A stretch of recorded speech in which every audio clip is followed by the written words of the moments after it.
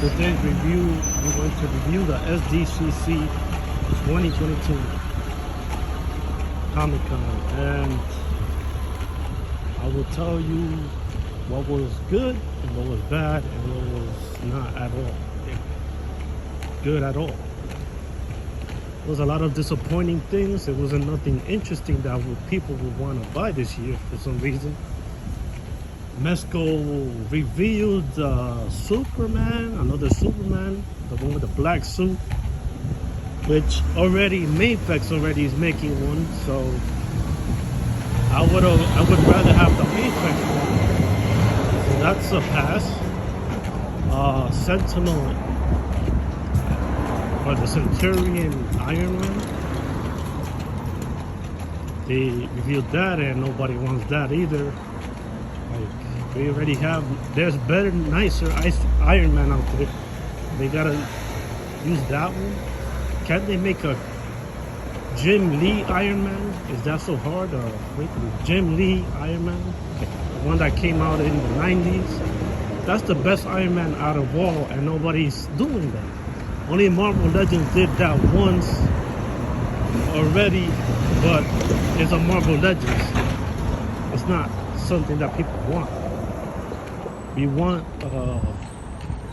Iron Man from the Marvel vs. Capcom 2. That's the Iron Man that everybody wants and nobody's making. Mayflex, hopefully they will do it in die-cast form, hopefully, down the line.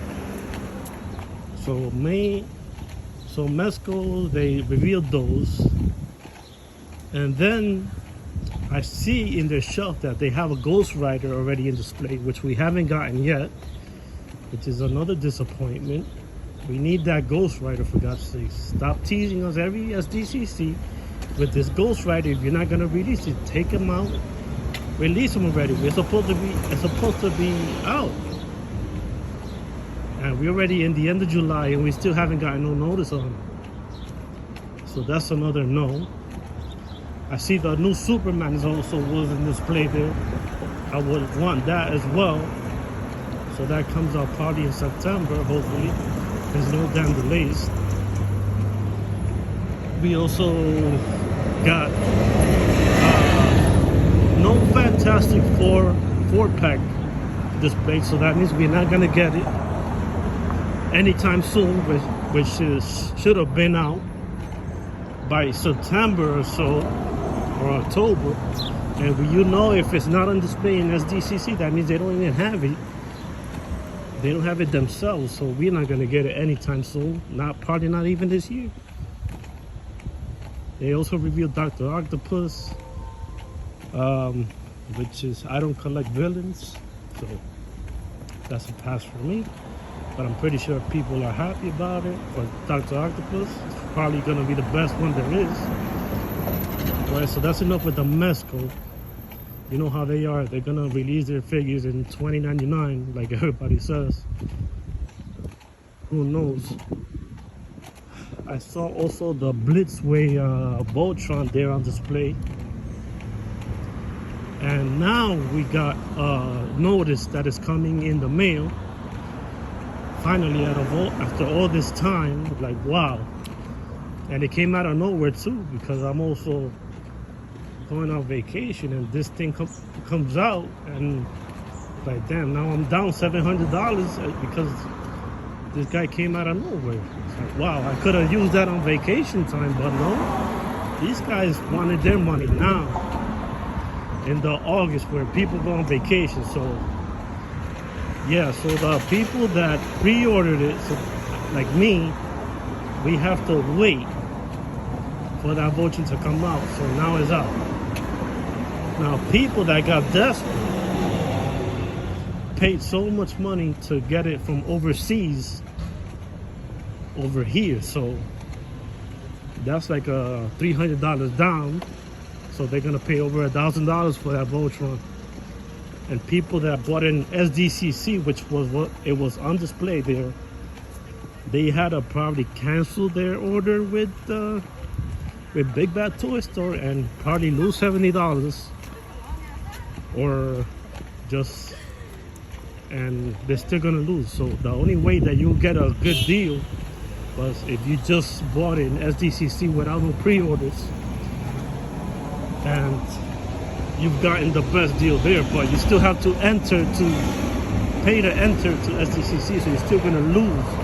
So I think the cheapest way possible that you would have gotten that Voltron if you would have ordered to a Big Bad Toy Store, which is a $4 shipping to your house without no entry fee, without no international fee, no nothing. So the real winners are the ones that actually waited this time around. Unless you're one of those people that are influencers and want to review the copy before everybody else, and that's all you. So yeah. Next, we see the Super 7 also. They displayed a Lionel, but in like frozen paint, all blue. Who the hell wants that? Why would you want to buy that Lionel unless you're to review it, which is pointless? Nobody wants a blue Lionel.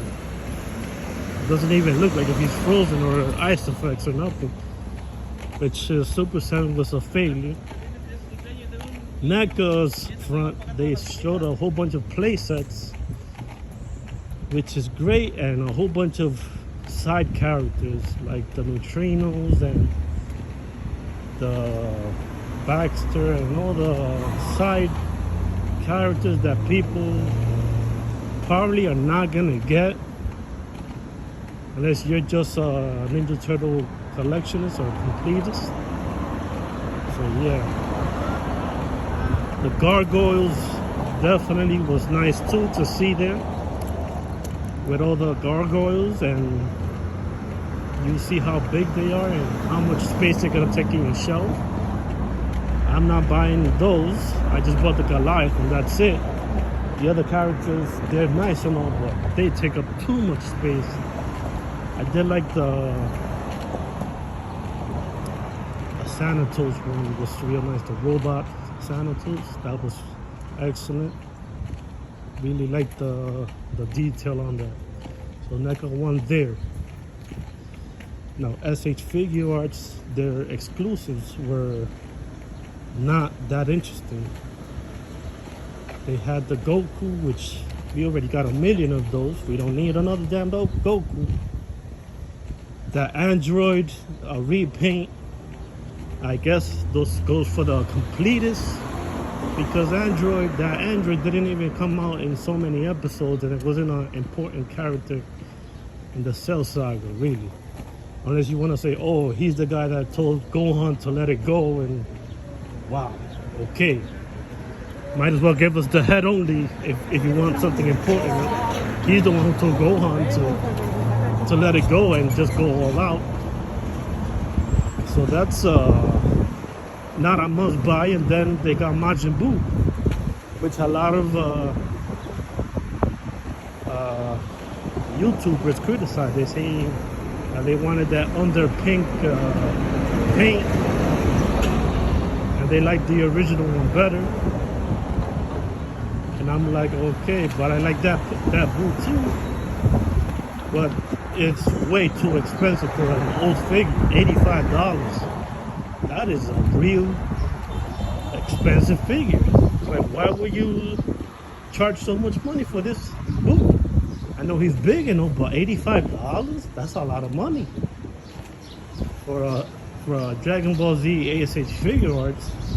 When lately they've been releasing like 30, 40, 50, 60, but now this Buu is 85. So I passed on it because it's too expensive, and the pre-order is you'll get it all the way in March of 2023. It's like, no, man. That's a big wait time for this Majin Buu. We're all the way in August, and we're gonna make us wait all the way to March. That's a big failure. Nobody's gonna wait. The people that didn't go to SDCC have to wait all the way to March to get that Buu. It's like, no, man, we're not gonna do that. Especially for $85 after tax and shipping. That's $103. for a boo. Like, oh my god, no way. Now the SH Figures also revealed the 3 Spider-Man from the No Way Home, which they look very disappointing to me. They didn't have any muscular texture, which I don't like. They should have at least made them a little buff. So Marvel Legends fought back and they made their own 3 Spider-Man with the muscle tone. So I can't believe Marvel Legends actually beat SH Figures this time around, which is a disappointing thing to see because SH Figures is more expensive, so they need to put more detail and more stuff in there instead of Marvel Legends, which is a cheaper company, and make better figures. How the hell? And it's like, you know that the SH Figures quality is better and more durable than Marvel Legends, which is just one of those cheap figures that people really don't like pay too much attention to because there's just too many of the same thing. Okay, you wanna get SH Figuarts Tobey Maguire, but none of them have a head sculpt for Tobey Maguire, so that's a big fail. So this Sdcc 2022 was not that great. Nothing that I would actually want to buy. And then NECA comes along and says, oh yeah, we have a figure line, a new figure line that could combine with Ninja Turtles, that could like fits right into it, right? And the figure was those dinosaur family that way back when, it's like, why did you even pick that line, for God's sakes? That dinosaur family, like, no, we didn't expect that. But that's not something that would fit with Ninja Turtles. That more fits in with Barney and all the little kiddie shows. So yeah, that was another disappointment. I was expecting something cool, like the retro stone collectors, stone protectors, or a double dragon would have been real cool too. Like, people dropped the ball this year. SH Figures, NECA dropped the ball. Nothing too amazing compared to last year. Last year they went all out. Nasco did a good job last year, and NECA also. But this year they failed, and there was people there. So that was very disappointing. And all the good reveals, they were already revealed it off as Sdcc, like the GT Goat, the GT Vegeta, and the Kakashi SH Figuarts, and also the Trues SH Figures was for the top 3 pre-orders this year, and wasn't even in Sdcc. Like, they shouldn't even have done it. So there was no surprises this year. It was very disappointing in Sdcc, and there was nothing that I would have wanted to buy. And I would have bought the Boo if it wasn't so far away. Like March, to get a Majin Buu for $85, which was a rip-off price anyway, $103 with shipping. That's extreme. And that takes up a lot of shelf space too, that Buu. So it's like, it was already like, I don't know if I should get it. And that price really nailed that to the coffin. Like, yeah, that's, and the wait time, that's a hell no. So Sdcc 2022 was a give it a 4 out of 10. Wasn't that great. 4 out of 10 this year. And also the Marvel movie lineup was not that great either. Like, wow.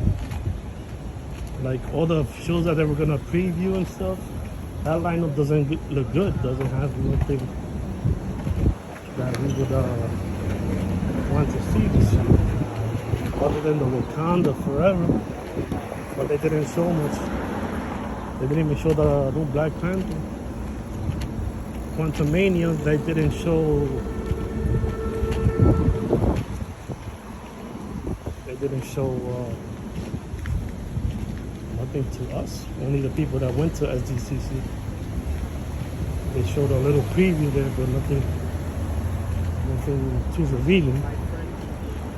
So yeah, that's my review for Sdcc 2022. Disappointing.